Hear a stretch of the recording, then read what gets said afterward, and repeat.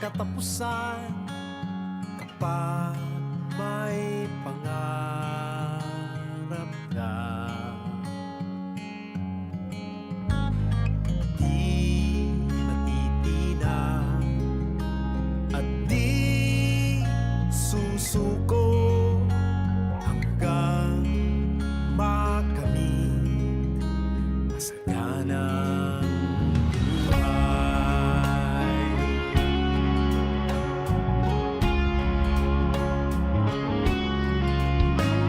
Saan man nagmulat, makakarating din sa pupuntahan. Basta may sipag at tiwala sa may kapal. Ano man ang pagsubok o hamon ng buhay, kaya mong makamit masaganang